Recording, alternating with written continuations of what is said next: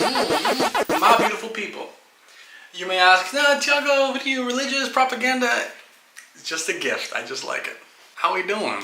Well, today, topic near and dear to my heart, speaking of fermentation. Now, raw primal is a great diet. So is raw carnivore. Eating raw foods in general is the key to optimal health. I'm sure everyone watching here understands this.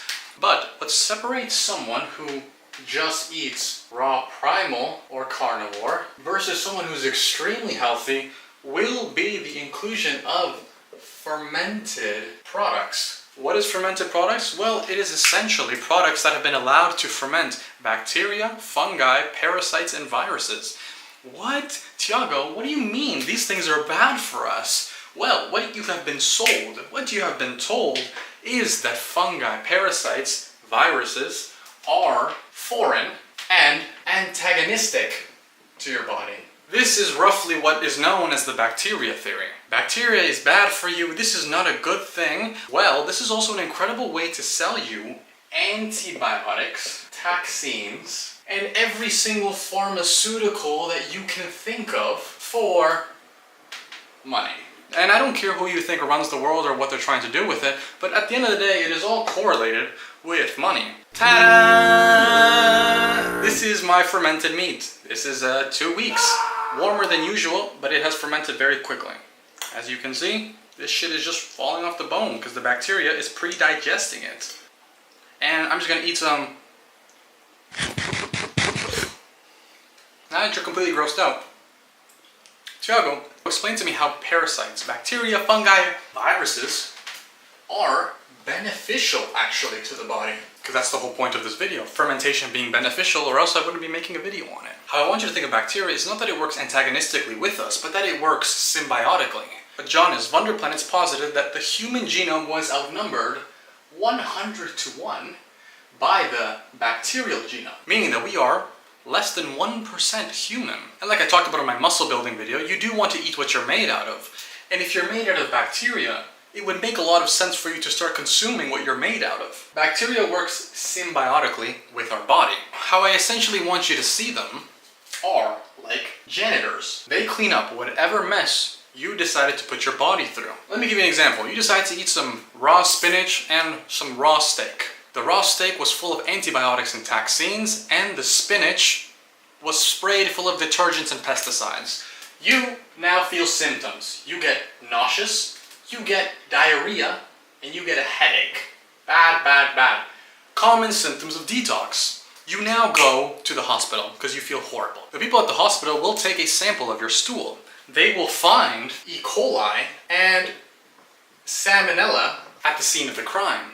And then what they'll say is that E. coli and salmonella are the culprits. Wrong. E. coli and salmonella were the saviors. That's essentially like me being trapped in this house. Ah, it's on fire! This house is on fire. The first responders pull up. The first responders are trying to get in. They carry me out and they save me. Amidst this chaos of the first responders trying to save me, the police officers pull up 5 minutes later. They say, well, look at the scene of the crime. The first responders are here. They must be who caused the fire.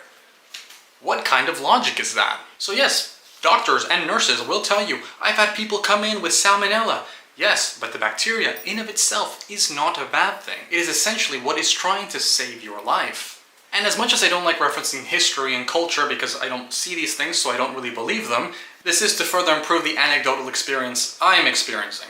The Swedish ferment their fish. The Japanese ferment their, natto, and their eggs. They call their eggs century eggs because sometimes they leave them to ferment for around a year or sometimes even 10 years. They ferment their soybeans. The Inuits fermented raw birds, called it kiviak.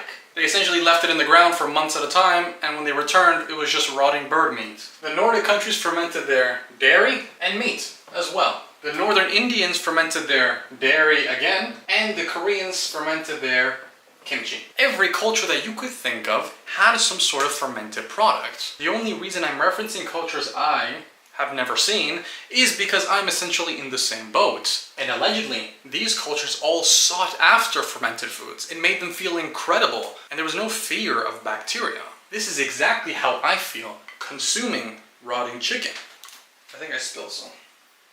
What I'm essentially trying to communicate to you is that we are the only culture, you could say, in this world, likely in the history of mankind, to ever be scared of bacteria, to ever be scared of raw meat in general. Now, there are people in this space who eat raw meat, and they will tell you to eat raw meat to be healthy. I don't think you'll be half as healthy if you decide not to add a bacterial source. Well, Thiago, doesn't raw meat have bacteria? Yes, raw primal and its raw components will have bacterial sources. The thing is, when you ferment, bacteria ferments exponentially, meaning a fermentation process of even 3 days will likely 10x the amount of bacteria that you receive, that your gut microbiome receives. And bacteria is responsible, like I said, for almost every metabolic process. You want higher testosterone, better skin, better mood, less depression, less anxiety, eat bacteria. But a fermentation process of 10 days, since it is exponential, may have a bacterial load of likely 100 times that of day 1. These are just numbers, variables. I'm not concerned with the math. Just know that the longer you ferment it, exponentially there will be more bacteria in your fermented product. So now that we know we are made out of bacteria, we now know that bacteria is beneficial and work as janitors for us. We also know a lot of other cultures in the world sought after bacteria and almost craved it, similar to how I crave it right now. The question is, well, Thiago, how do you ferment and what can you ferment? Well, you've come to the right place. In the past year that I have done raw primal, mostly raw carnivore, it has helped my eczema, my skin, and my gut greatly. It has put all my symptoms into remission. I now have clear skin. I love it. I feel great. But when it came to reintroducing the foods that would cause reactions in the first place, I could never really heal it. If I decided to eat oysters or eggs, I would always get some sort of reaction. In the past 2 weeks, I've experimented a little more with eating eggs and even got some oysters, and the reaction, because in the last 2 months I've been eating rotting meat, it seems I have been able to improve the bacterial wall of my gut, being able to handle foods I was previously allergic to. This is incredible news for anyone who has leaky gut, digestive issues. Bacteria and its other components heal almost every digestive issue. And currently, the one person I am coaching has digestive issues. What I recommend for anyone with digestive issues is to always consume fermented products. You need a bacterial source in your gut to be healthy. Now, onto the process. This is my meat. Not my meat. You know what I mean. To create high meat, you will need to grab a fresh piece of meat. Let me make it very clear here, you do not want to be fermenting previously frozen products. The reason is because when you freeze products, you damage the bacterial integrity. You also damage a lot of the enzymes. The problem is when you ferment products that are previously frozen, when the bacteria proliferates, it proliferates in uneven amounts, meaning you may get too much of one bacteria. This is the only issue I find with fermentation and bacteria in general. It's just that if you have too much of one. This happens when you consume poisons and detergents. There will be too much of one bacteria trying to get rid of the poisons and detergents. But again, it's not really the bacteria, it's too much poison you've ingested in your system. So make sure the cut of meat, whatever it is fresh. You will then leave it at room temperature for 2 to 3 days. At this point, you should start smelling that it gets a little bit sour. This is simply just ammonia. Currently, I'm fermenting my shit outside, and it's summer right now, so it's a little bit hotter, 28, 29 degrees, so my chicken is fermenting fairly quickly, a lot quicker than usual. But again, the closer you push it to a higher temperature, the faster it will ferment. This isn't a bad thing, but if you do have, for example, you guys notice that I have a plastic lid on mine. This is not ideal. You want ideally a glass jar. And how do you clean this? Well, with vinegar before and after, always. Always vinegar. Never use detergents or soaps. This will cause an excess proliferation of mold. Mold, again, isn't a bad thing. You can even eat the fucking mold. If the mold is being created out of it eating detergent, then you don't want to be eating that kind of bacteria. So, as a rundown, make sure your cut is fresh. Ideally high quality. But even if it's lower quality cut, bacteria predigests everything. It doesn't discriminate. So even if it has antibiotics or some sort of heavy metals, the bacteria will make it a healthier cut. Wait around 2 to 3 days. This is the start of fermentation. You could go up to a month, depending on how much bacteria you want, depending on how much of a bacterial load your gut and your body needs. If you're very unhealthy, you may need to wait 2 weeks, and then start eating little bit by little bit. Make sure it's fermented between 18 to 26 degrees Celsius. The hotter, the faster it will ferment. Make sure it's in a glass jar. Avoid plastics like I'm using, although I did clean my plastic lid with vinegar. And ultimately use vinegar to clean, always, never detergents and soaps. Well, how should you consume it? Well, as you guys saw in the beginning of the video, when I started this fermentation, I was eating maybe 30, 40, 50 grams a day. I essentially keep it as a supplement. It's like a little pill. Imagine it as your little raw primal pill. You eat a little bit of this every single day. As it gets fermented, you start adjusting your gut microbiome to more of a bacterial load. Less is more when it comes to bacterial foods, especially with how your gut responds. You can't give an overload of bacteria because you're going to start experiencing detox symptoms, especially if you're very unhealthy. There is an adjustment that your gut microbiome has to make, and simply assist that adjustment with smaller portions, spread over a series of 2 to 3 months. This is a jar of milk. I would also recommend for you to ferment milk. Milk also has to be fresh, has to. Ideally good quality, but if it is lower quality, then it may just taste a little bit worse. But nothing to worry about because bacteria pre-digests everything once again. You want this in glass. This goes for both. Always glass, never plastic. Glass jars, glass bottles. Clean it with vinegar and leave it out at room temperature, 18 to 26 degrees Celsius, for around 2 to 3 days. This is the beginning of kefir.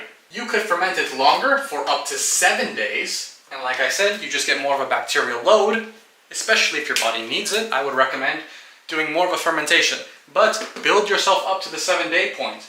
By the second day of you fermenting your food, you should already start having little bits. By the time you get to 7 days, you will be very used to it, and you may get to a point where I'm at right now, where I'm honestly kind of craving it. Are there any side effects to fermented foods? Well, if you don't clean it properly, you'll run into the same issue of having too much of one bacteria. This is most of the concern with fermented foods, is that if you don't control the environment you're fermenting in, you may have excess proliferation of one, and what happens to your body? Well, you essentially get symptoms, diarrhea. These are all the symptoms you could experience, and the same goes if, again, not only too much of one bacteria you have, but you've eaten, for some reason, half a kilo of high meat, never having eaten high meat before, or some sort of fermented product beforehand. This is also roughly the same thing, where it's just too much bacteria, and you could be experiencing symptoms of detox, especially if you were very unhealthy to begin with. So if you have a shit microbiome and you don't have enough of a microbiome and decide to start ingesting all this bacteria, then you may run into issues. So that was a fermentation guide. I am actually super happy to be eating this. I'm not gonna lie to y'all. Look at that bitch. Look at that bitch, yo. And probably more on this channel, I will recommend for you guys to be purposely ingesting lots of bacteria. I am a fucking fanatic of this. And you guys have to understand why. I had eczema for 10 years. And any medical intervention that I got, I thought it would help, but it actually made it worse. I took antibiotics, I took steroids, it ended up nuking my gut, made me reliant on these medicines, and I started not being able to eat foods I always enjoyed. And even foods I would like to eat now. But for me to be healthy and then being able to share this with you, because I want you guys to be in the exact same boat I am in, means the fucking world to me. Last week I ate an egg, and normally when I eat eggs, this flares up like crazy. I was able to eat my first egg without a flare-up. Kinda almost made me cry. But it is possible, and it is only possible through bacteria. So I'm gonna eat a little more of this, and as always, hope you guys enjoyed and take care.